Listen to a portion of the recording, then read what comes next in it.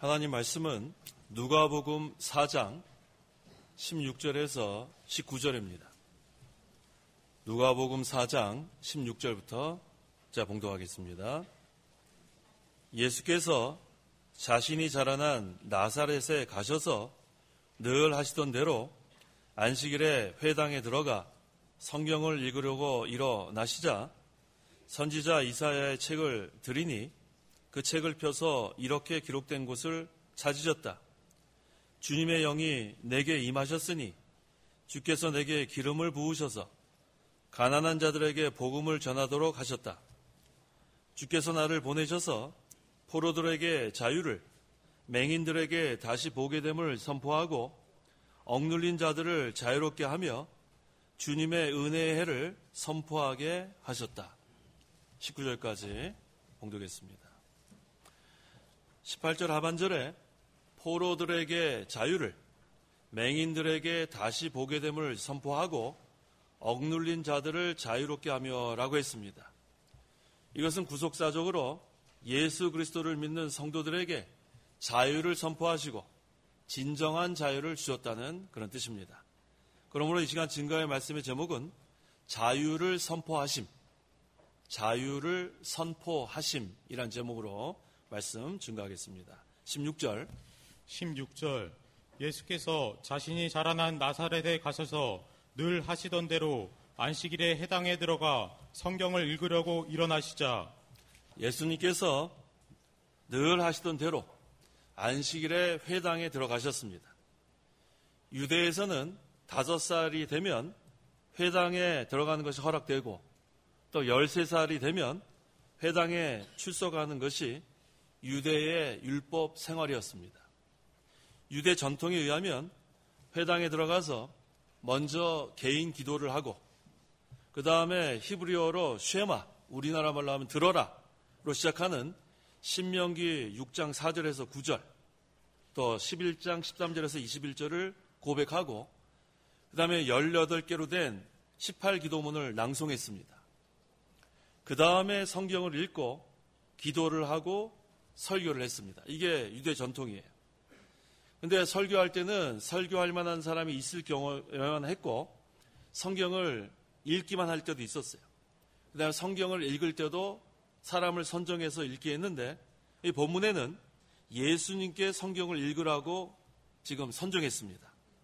그래서 17절에 선지자 이사야의 책을 들이니 그 책을 펴서 이렇게 기록된 것을 찾으셨다라고 했어요. 회당장이 예수님께 이사야서를 드려서 예수님께서 이사야 61장 1절에서 2절 상반절을 읽으신 것이 바로 본문의 내용입니다. 이사야 61장 1절에서 2절 상반절. 1절 주 여호와의 영이 내게 임하셨으니 이는 여호와께서 내게 기름을 부으시고 가난한 자들에게 아름다운 소식을 전하게 하시려는 것이다. 주께서 나를 보내셔서 마음이 상한 자를 싸매며 포로된 자에게 자유를, 갇힌 자에게 노임을 선포하고 여호와의 은혜의 해와. 자, 여기 이사야 61장 1절에서 2절 상반절의 말씀은 구속사적으로 예수님의 선지자적 사역과 또 메시아적 사역에 대해서 증거하고 있습니다. 먼저 선지자로서 심령이 가난한 자들에게 복음을 선포하시는 거예요. 이게 선지자적 사명입니다. 그 다음에 메시아적 사명은 이 메시아란 뜻, 그리스도의 뜻은 기름 부음 받은 자 그런 뜻인데 메시아로서 죄에 포로된 자들에게 자유를 주기 위해서 오신 분임을 여기서 증거하고 있습니다. 그런데 오늘날 이것을 잘못 해석하는 그러한 자들도 있습니다. 예를 들면 해방신학자들은 이 말씀을 근거로 해서 기독교는 정치적, 또 경제적, 계급적, 또 인종적 그런 억압된 자들이 그것을 억압하는 자들의 권세를 타도하고 그 억압받는 자들을 해방시켜야 된다고 주장하는 것이 바로 해방신학자들의 해석이에요. 그래서 가진 자의 경제적인 억압으로부터 갖지 못한 자들을 해방시키고 또 정치적으로 억압받는 민중을 해방시켜야 된다고 주장하는 자들. 그래서 이 목적을 달성하기 위해서는 합법적, 비합법적, 폭력적, 비폭력적 투쟁으로 그 혁명을 완수해야 된다고 주장하는 것이 바로 해방 신학자들의 해석입니다. 그런데 이것은 잘못된 해석입니다. 여기 이 이사야 61장 1절의 이하의 그 말씀은 기독교의 영적 구원 운동을 여기서 증거하는 거예요. 예수님께서는 심령이 가난한 자들에게 복음을 선포하고 그 다음에 죄에 포로된 자들을 해방시켜 주시러 오신 분인 것을 분명히 우리가 깨달아야 합니다. 자, 자유를 선포하심의 첫째는 가난한 자들에게 복음을 전하셨습니다. 그 18절 상반절에 주님의 영이 내게 임하셨으니 주께서 내게 기름을 부으셔서 가난한 자들에게 복음을 전하도록 하셨다라고 했습니다. 주님의 영이 내게 임하셨으니 주께서 내게 기름을 부으셔서, 이것은 성령이 임하셨다는 거고 또 기름을 부으셨다는 겁니다. 하나님께서 예수님께 왕과 선지자와 제사장의 직분을 맡겨서 구속주로 세우신 거예요. 그래서 예수님은 그리스도신데 기름 부음 받은 자인데 이 세 가지 직분이 다 있습니다. 세 가지 직분이 뭐예요? 왕, 선지자, 제사장. 구약시대에는 이 삼직에만 기름을 부은 거예요. 그런데 우리 예수님은 삼직을 다 갖고 계신 분입니다. 그래서 그리스도라 부르는 거예요. 예수 그리스도, 메시아. 그리스도는 메시아와 같은 뜻입니다. 가난한 자들에게 복음을 전하도록 하셨다. 여기서 가난한 자는 물질적인 가난이 아니고 심령이 가난한 자들입니다. 심령이 가난한 자들에게 복음을 선포하셨다.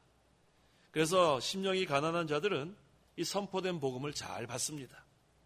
그리스도의 복음은 심령이 가난한 자들에게 선포된 거예요. 그래서 마태복음 5장 3절에 심령이 가난한 자들은 복되다.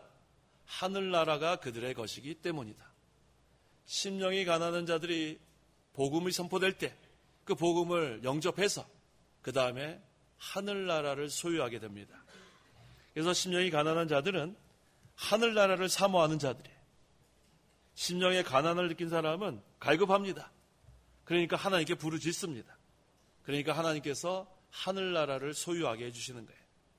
그래서 이 심령이 가난한 자들은 하늘나라를 소유한 자들입니다. 하늘나라를 현재도 소유하고 있어요. 그걸 우리는 우리 심령에 하나님 나라가 이루어졌다 이렇게 표현도 합니다. 그래서 심령이 가난한 자들은 하늘나라의 것을 소유하고 그것을 맛보며 사는 자들이에요. 그러니까 우리가 이 세상 떠나서 하늘나라도 가지만 이미 우리에게 임한 이 하늘나라, 하나님 나라를 통해서 하나님이 주시는 그 위로를 다 받아 누리는 거예요. 맛보는 거예요.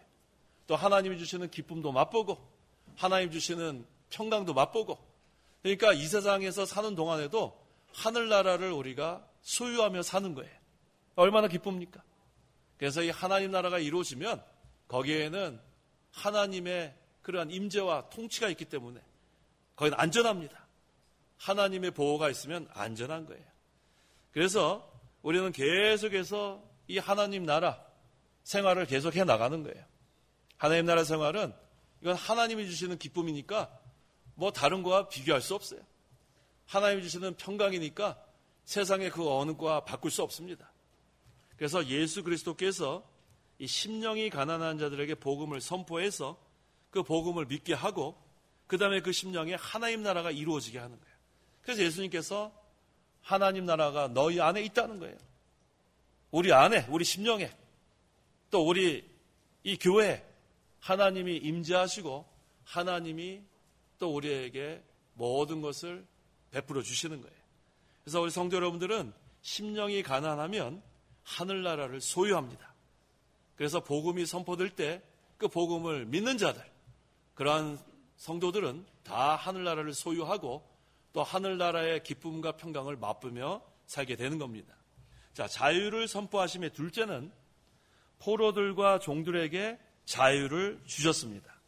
그 18절 중반절에 주께서 나를 보내셔서 포로들에게 자유를 이라고 했습니다. 어떠한 포로들인가? 죄의 포로들이에요. 죄의 종. 또 어떤 포로인가? 마귀의 포로예요. 마귀의 종.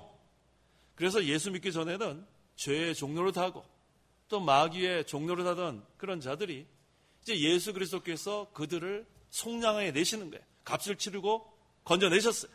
그 다음에 이제는 영의 자유를 주실 것을 선포한 거예요. 그래서 요한복음 8장 34절에 예수께서 그들에게 대답하셨다. 내가 진정으로 너에게 말하니 죄를 짓는 자는 모두 죄의 종이다 라고 했어요. 죄를 짓는 자는 죄의 종입니다. 우리가 왜 다 죄인으로 이 세상에 태어났냐면 아담의 죄 때문에 그래요. 아담의 죄를 원죄라고 합니다. 하나님과 행위 계약을 맺었는데, 행위 언약을 맺었는데 이 아담이 그 행위 언약을 깨버렸어요.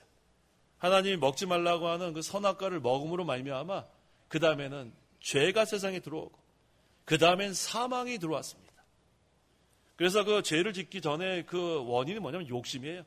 욕심이 잉태한 즉 죄를 낳고 죄가 장성한 즉 사망에 이르게 되는 거예요. 그러니까 욕심으로 인해서 눈에 보기 탐스럽고 먹음직하고 보암직하고 이러한 것들이 다 정욕입니다. 그 욕심으로 인해서 그 죄를 짓게 된 거예요. 선악과를 따먹고 그 다음에 죄가 세상에 들어오고 죽음이 세상에 들어온 거예요. 그래서 죄를 짓게 되면 그 다음에 모두 죄의 종입니다. 그런데 그 원죄로부터 그 죄로부터 우리를 해방시킬 수 있는 분은 예수 그리스도밖에 안 계세요. 바로 우리를 그 죄로부터 해방시키기 위해서 오신 분이 예수 그리스도십니다. 그래서 누구든지 예수 그리스도를 믿기만 하면 이제는 죄로부터 해방되는 거예요. 예수 그리스도를 영접하기만 하면 마귀로부터 해방됩니다. 이전에 예수 믿기 전에는 죄의 종노릇, 마귀 종노릇 일생 동안 할 뻔했어요. 그럼 빠져나올 길이 없습니다. 포로 생활. 하지만 예수 그리스도를 믿으면 이제는 거기로부터 해방되는 거예요. 그래서 예수 그리스도의 십자가와 부활이 그토록 중요한 거예요. 십자가 부활을 믿기만 하면 됩니다. 그러면 이제는 포로된 자들이 자유를 얻게 되는 그러한 복을 얻습니다. 그 다음에 19절이 중요합니다. 19절에 주님의 은혜의 해를 선포하게 하셨다라고 했어요. 여기서 주님의 은혜의 해라고 했는데 이건 뭘 의미하냐면 이 구약시대에 50년마다 맞는 희년이 있었어요. 주빌리. 이 희년을 여기서 가리키는 거예요. 여호와께서 50년마다 빚진 자들의 빚이 탕감되어 노예들이 해방되고 또 땅의 경작을 쉬게 하고 모든 주민들이 자신의 고향으로 돌아가게 정하신 그 해방의 해를 희년이라고 합니다. 주빌리. 그래서 이 희년의 첫날에 제사장들은 전국을 돌아다니면서 나팔을 불면서 희년을 선포합니다. 그 해에 노예를 해방하고 샀던 토지를 원주민에게 돌려주었습니다. 레위기 25장 8절에서 10절. 8절. 너는 7번의 안식년 곧 7년을 7번 세어라. 7 안식년 기간은 내게 49년이 될 것이다. 너는 7째 달 10일에 뿔나팔을 크게 불되 그 속죄일에 내 온 땅에 뿔나팔을 불어라. 너희는 50년째 해를 거룩하게 하고 그 땅의 모든 주민에게 자유를 선포하여라. 그 해가 너희에게 희년이 될 것이니 너희는 각각 자기의 소유로 돌아가고 각각 자기 가족에게로 돌아갈 것이다. 구약시대 희년에 자유를 선포했습니다. 근데 이건 우리가 구속사적인 관점에서 봐야 돼요. 구약시대의 희년은 구속사적으로 장차 그리스도께서 오셔서 우리를 죄로부터 해방시켜 줄 것을 의미하는 거예요. 그리스도께서 오셔야 자유를 누립니다. 희년이 돼야 자유를 누리는 것 같아요. 하나님께서 정하신 때가 되면, 때가 차면 그때 하나님 정하신 방법대로 자유를 누리게 되는 거예요. 그래서 그리스도께서 하나님이 정하신 때에 이 세상에 오셔서 그 희년의 내용이 영적으로 성취된 거예요. 은혜와 구원의 때가 된 것을 선포한 겁니다. 이거 얼마나 감사합니까? 일생 동안 이 자유를 누리지 못하는 사람들, 일생 동안 죄의 종노릇, 마귀의 종노릇 할 수밖에 없던 자들에게 자유를 선포하시고 그다음에 하나님의 정하신 때가 되면 그 자유를 누리게 하신 거예요. 그래서 오늘날 우리 성도 여러분, 저와 성도 여러분이 사는 이 신학시대는 어떤 시대인가? 그 고린도후서 6장 2절에 은혜를 베풀 때에 내가 너를 듣고 구원의 날에 너를 도와주었다. 보아라, 지금은 은혜 받을 만한 때요, 지금은 구원의 날이다라고 했어요. 자유를 선포하실 뿐만 아니라 이제는 자유를 누리라는 거예요. 자유 누리는 방법은 은혜 받는 거예요. 은혜. 이전에는 은혜를 받을 수가 없었어요. 하나님께서 베풀어 주시는 은혜와 복을 받을 수가 없었는데 이제는 죄로부터 해방되고 마귀로부터 해방되니까 이제는 마음껏 진리 안에서 자유를 누리게 된 거예요. 이거 얼마나 감사합니까? 또 구원의 날이라고 했습니다. 우리는 이미 구원받았지만 또 계속해서 구원을 이루어갈 수 있는 지금 때가 지금입니다. 그래서 이 신약시대가 얼마나 복이 많은 시대인지 몰라요. 자유를 누리는 시대니까. 예수님께서 오셔서 자유를 선포하셨고 또 우리를 구속하셨기 때문에 이제는 우리는 마음껏 자유를 누릴 수 있어요. 진리가 너희를 자유케 하리라. 우리가 이 진리의 세계에서 마음껏 은혜를 받은 것, 이게 하나님의 복입니다. 그래서 은혜 받을 만한 때 은혜를 많이 받으세요. 그건 하나님이 거저 주시는 거예요. 우리에게 아무것도 요구하지 않습니다. 은혜를 받기를 사모만 하면, 목마른 사슴이 시냇물에 가기만 하면 마음껏 마실 수 있는 그런 물, 생수의 강이 항상 예비되어 있는 거예요. 그래서 우리가 이 은혜 받을 만한 때 은혜 받는 게 중요합니다. 그래서 이 신약시대가 바로 은혜 받을 만한 때예요. 오실 그리스도를 기다리던 구약시대보다도 이미 오셔서 자유를 선포하시고 또 우리에게 자유를 주신 예수 그리스도를 믿는 이 신약시대가 이 얼마나 우리가 은혜를 많이 받아 누릴 수 있는지 몰라요. 신약시대는 예수 그리스도께서 구속을 완성하신 시대입니다. 그래서 우리는 항상 은혜 받을 준비를 하고 있어야 돼요. 매일매일 아침에 일어나면 기도하는 거예요. 하나님 아버지 은혜 베풀어 주시옵소서. 그리고 좀 전에 찬송도 했죠. 오늘 우리가 뭐 받으러 왔다고 찬송했어요? 은혜 받으러 왔다고 찬송했죠. 주 은혜를 받으러 모여온 우리. 그래서 이 시간에는 우리가 은혜 받는 시대예요. 은혜 받는 시간이에요. 지금 신약시대는 은혜 받는 시대고 또 이 시간은 은혜 받는 시간입니다. 그래서 지금은 딴 생각하면 안 돼요. 지금 하나님 말씀을 통해서 은혜 받는 그런 시간입니다. 그럼 어떤 사람이 은혜를 받을 수 있는가? 이게 중요합니다. 첫째, 심령이 가난한 사람이에요. 심령이 가난하지 않으면 은혜 받을 그러한 여지가 없어요. 다른 것으로 가득 찼는데 내가 부유한데 뭘 은혜를 받겠습니까? 하지만 심령이 가난하면, 심령이 가난하다는 것은 하늘나라를 사모한다는 거예요. 하늘나라를 사모하면 그 하나님의 심령에, 마음에 하나님께서 하늘나라의 것으로 채워주십니다. 지금도 예배 시간은 하늘문을 열어주시고 우리에게 하늘나라의 것을 우리에게 채워주시는 시간이에요. 그래서 이 시간 우리가 다 해결해야 돼요. 어떠한 마음으로 왔든지 근심 걱정 다 없어져야 되고 무거운 짐 다 내려놔야 되고 슬픔이 변화의 기쁨이 되고 답답했던 마음이 시원하게 되고 그게 바로 하나님을 통해서 이루어져야 돼요. 그래서 심령이 가난한 사람이 은혜를 받습니다. 그 다음에 어떤 사람이 은혜 받는가? 둘째, 그리스도에게 참여하려고 애쓰는 사람. 이거 무슨 뜻이냐면 날마다 그리스도의 살과 피를 먹고 마시는 사람이에요. 그리스도와 교제하는 사람이에요. 그리스도와 동행하는 사람이에요. 이것은 그리스도의 고난에도 참여하고 그리스도의 십자가가 내 십자가가 되고 그리스도의 부활이 내 부활이 되는 거예요. 그리스도와 연합된 성도들은 이 생활을 해나갑니다. 그래서 우리가 예수님 따라가는 거 일평생 해나가야 되는데 예수님 따라가려면 첫째가 바로 자기를 부인하는 것부터 시작하는 거예요. 자기 부인하지 않으면 은혜도 못 받고 자기 신앙생활에 아무런 유익이 없고 자기 구원도 이뤄나가지 못합니다. 그래서 우리가 예수님을 따라가려면 첫째가 자기를 부인해야 돼요. 자기 생각, 자기 고집, 자기 의견. 우리가 예수님 따라갈 땐 자기 거는 다 없어져야 돼요. 그래서 우리는 예수님, 표대 되시는 예수님만 바라보고 예수님만 닮아가는 거예요.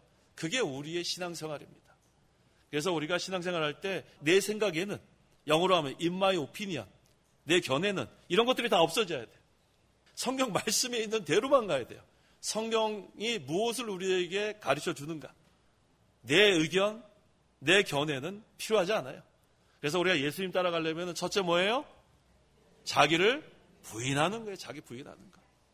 그 다음에 두 번째가 자기 십자가 지는 거예요. 십자가 없는 사람 한 명도 없습니다. 그래서 자기 십자가라고 한 거예요. 우리에게 주신 십자가가 무엇이든지 그 십자가 자기가 지고 가는 거예요. 그러니까 자기를 부인하고 자기 십자가를 지고 그 다음에 예수님 따라가는 거예요. 그런데 그것을 우리 혼자 힘으로 하면 못하는데 우리 예수님과 동행하면 할 수 있다는 거예요. 예수님의 능력이 내 능력이니까. 예수님의 승리가 내 승리니까. 그러니까 우리가 예수 믿는 성도들은 그리스도와 연합이 되니까 예수님께 다 내 것이 되는 거예요.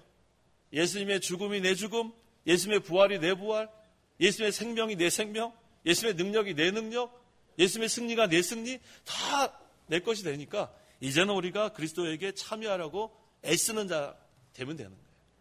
그런 사람에게 계속해서 은혜를 베풀어 주십니다. 그러니까 은혜를 받으려면 첫째는 심령이 가난해야 되고, 두 번째는 그리스도에게 참여하려고 애써야 합니다. 세 번째는 어떤 사람이 은혜를 받는가? 자기 사명에 죽도록 충성하는 사람이에요. 하나님께서 요구하는 것은 하나밖에 없죠? 맡은 자에게 구할 것은 충성이에요. 하나님께서 기뻐하시는 건 충성입니다. 요령 피우면 안 돼요. 우리가 요령 피우는 사람을 우리가 뭐라고 부르냐면 뺀질이라고 그래요. 뺀질이. 뺀질이가 어떤 사람이에요? 뺀질뺀질한 사람. 충성하는 사람들은 누가 보든지 안 보든지 그냥 열심히 일하는 거예요. 열심히. 뺀질이는 어떻게 해요? 누가 보나 안 보나. 안 보면은 아이고 좀 쉬자. 보면은 아이고 일어나서 막 하는 척하고. 하나님께서 그걸 아실까요? 모르실까요? 다 아세요. 성도님 한번 따라해보세요. 뺀질이가 되지 맙시다. 부끄럽죠? 뺀질이라는 말 자체가. 어떤 사람이 되냐면 자 따라해보세요. 충성합시다. 네, 하나님께서 우리에게 요구하는 건 한 가지예요. 충성이에요. 그러면 죽도록 충성하는 자들에게 하나님께서 은혜를 베풀어 주십니다. 그래서 우리는 무엇을 바라서 일하는 게 아니에요. 하나님의 일은 하나님께서 우리에게 맡겨주신 것만 해도 감사해서 일하는 거예요. 우리 구원해 주신 것만 해도 감사하지 않아요? 우리가 맡겨주신 것만 해도 감사하지 않아요? 무슨 일이든지 하나님께서 맡겨주신 일에 충성하는 것이 바로 하나님께서 기뻐하시는 거예요. 그래서 우리가 오래전에 믿었든지 믿은 지 얼마 되지 않았든지 하나님께서 요구하시는 것은 딱 한 가지예요. 충성하라는 거예요. 그래서 하나님께서 나중에 뭐라고 칭찬하시냐면 잘하였다, 착하고 충성된 종아. 그게 하나님이 우리에게 칭찬하시는 거예요. 그 칭찬 다 받으세요. 네. 하나님께서 은혜 베푸시는 그런 자는 자기 사명에 죽도록 충성하는 자예요. 자, 세 가지 제가 증거했죠? 자, 은혜 받는 사람 어떤 사람이? 첫째, 심령이 가난한 사람. 둘째, 그리스도에게 참여하려고 애쓰는 사람. 셋째, 자기 사명에 죽도록 충성하는 사람.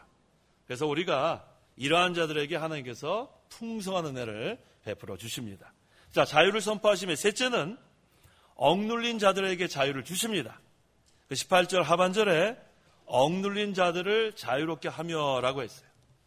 우리가 뭐로 인해서 마음이 억눌리냐면 죄 때문에 마음이 억눌리는 거예요. 시편 32편 3절 4절. 3절 내가 잠잠히 있을 때 온종일 신음함으로 내 뼈가 쇠약해졌다.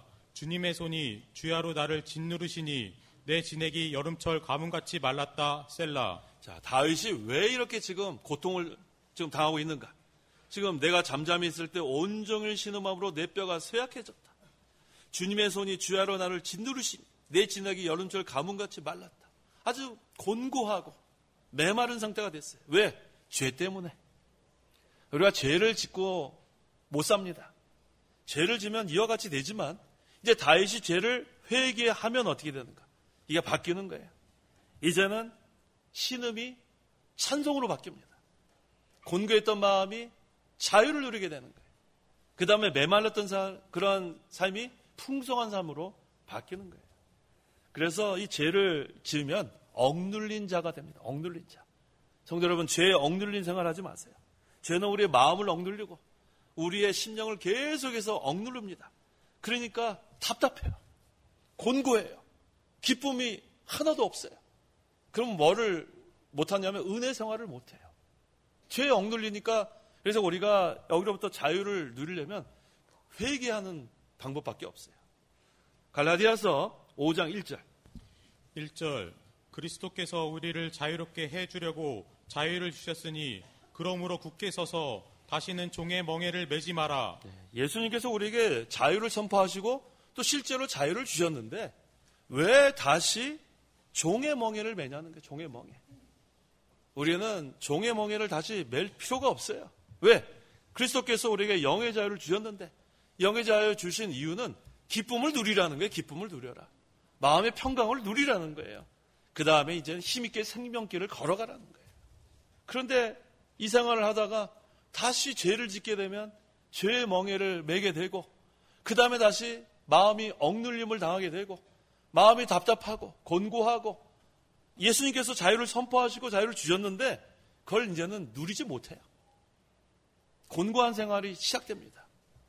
그래서 거기로부터 다시 자유를 누리려면 회개하면 자유를 누리게 되는 거예요.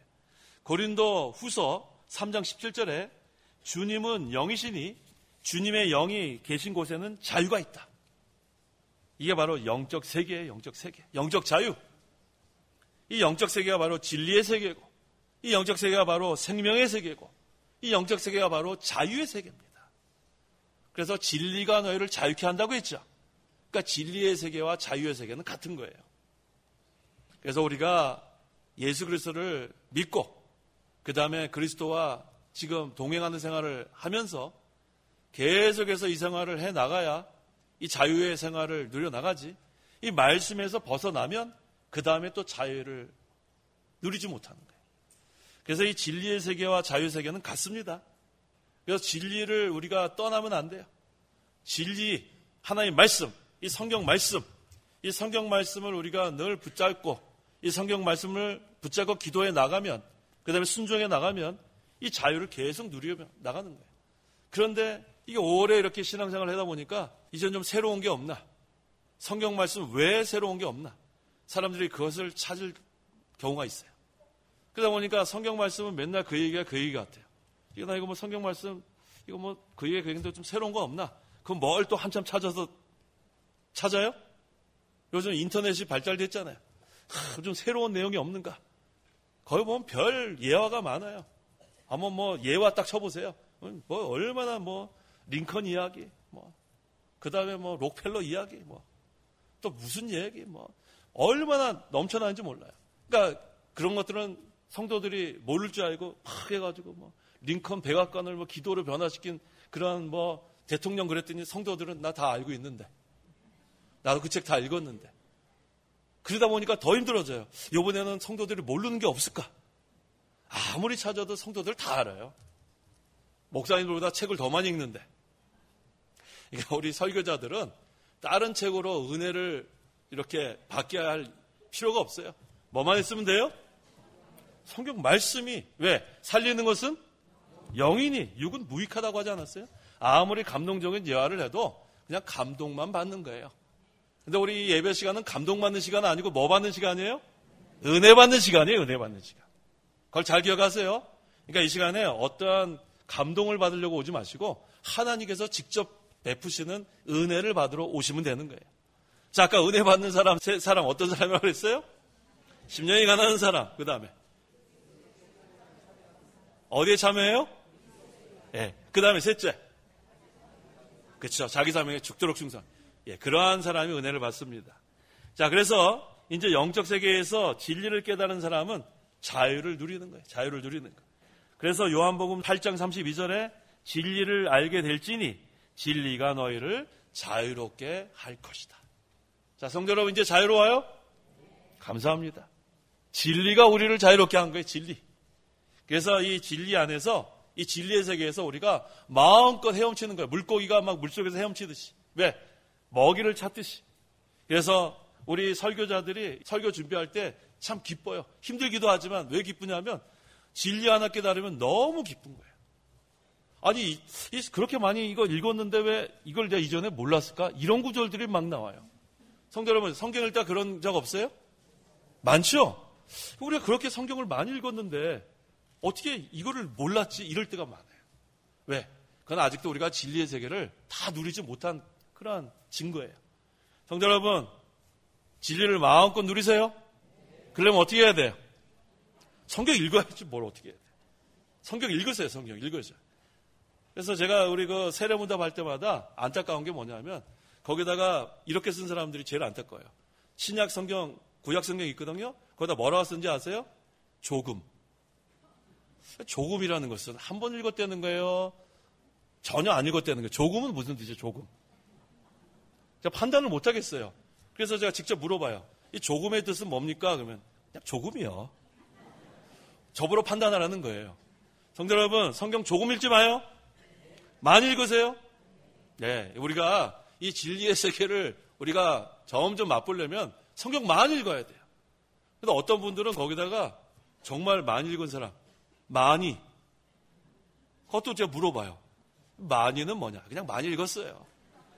그래가지고 그렇게 애매한 그렇게 답변하지 말고 몇 번 읽었느냐? 학생들, 성경 몇 번 읽어요? 몇 독했어요? 몇 독했어요? 읽어요? 네. 우리가 이렇게 몇 독했어요? 물을 때, 자, 1년에 성경 하루에 3장씩 읽으면 몇 독이죠? 1독인가요? 3장씩 읽으면 1독이에요. 여기 1독 아직 못하신 분 많이 계시죠? 예, 이제 우리가 2020년에는 우리 교인들 전부 다 1독 이상 되려면 하루에 몇 장? 3장 읽어야 돼요, 3장. 주일날은 5장 읽어야 된대요. 주일날 5장, 그 다음에 평일날 3장. 물론 여기에 100번 이상 읽은 분도 계실 거예요. 뭐 더 많이 읽은 분도 계시겠죠. 중요한 것은 우리가 진리의 세계를 누려야 돼요. 진리의 세계는 무슨 세계라고요? 자유의 세계, 자유의 세계.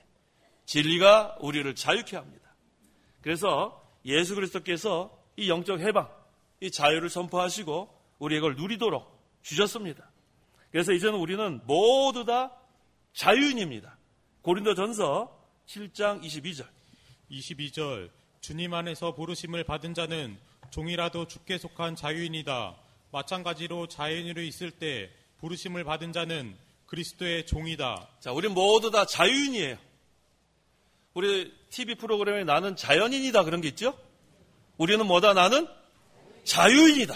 한번 따라해보세요. 나는 자유인이다. 자연인이 뭐가 좋아요? 자연인이. 자유인이 좋은 거지, 자유인. 그리스도 안에서 우리는 자유를 누리는데. 그래서 우리는 그리스도께서 우리를 불러주셨어요. 또 우리를 구속해 주셨어요. 그래서 우리는 자유인이 됐습니다.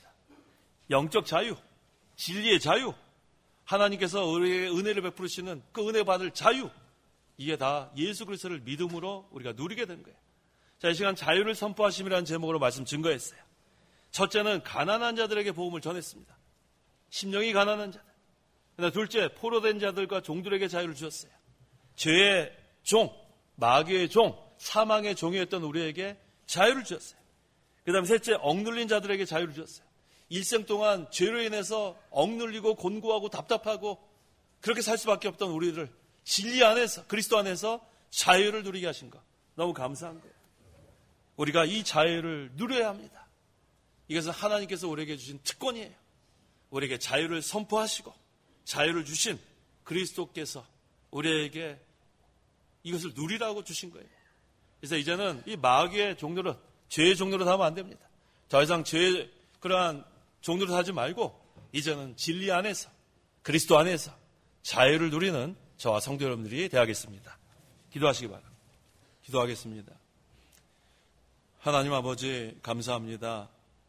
죄와 허물로 영원히 죽어 멸망당할 죄인들, 일생 동안 죄에 억눌려서 답답하고 곤고하고 너무나도 소망 없이 살 수밖에 없던 죄인들을 우리에게 자유를 선포하시고 자유를 주신 예수 그리스도를 우리가 믿게 하시니 감사합니다. 이제 우리가 심령이 가난해서 하나님께서 우리에게 베푸시는 은혜 다 받아 누리게 도와주시고 그리스도에 참여하려고 애를 써서 은혜 생활하게 도와주시고 항상 우리가 하나님께서 베풀어 주시는 이 은혜, 이 기회 주셨는데 이걸 놓치지 않도록 하나님께서 늘 우리를 붙들어 주시옵소서. 또 우리 각자에게 하나님께서 사명을 맡겨주셨는데 자기 사명에 죽도록 충성해서 하나님의 은혜를 받아 누리는 우리 모든 성도들에게 역사하여 주시옵소서. 아직도 이 복음을 모르는 불쌍한 자들에게 또 이 복음을 선포해서 그들도 자유를 누릴 수 있도록 우리가 복음 선포하는데 힘을 쓰는 저희 성도들과 교회되게 하여 주옵소서. 예수님의 이름으로 기도하옵나이다. 아멘. 찬송가 1장.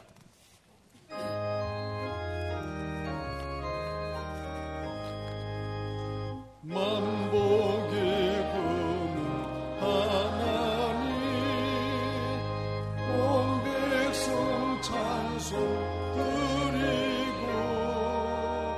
주천사유 찬송하세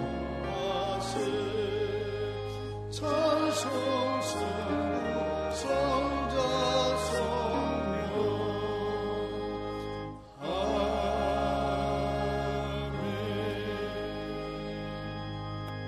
축도하겠습니다. 주 예수 그리스도의 은혜와 하나님의 사랑과 성령의 교통하심이 이 시간 하나님께 나와 예배하는 온 성도와 함께 있을지어다. 아멘.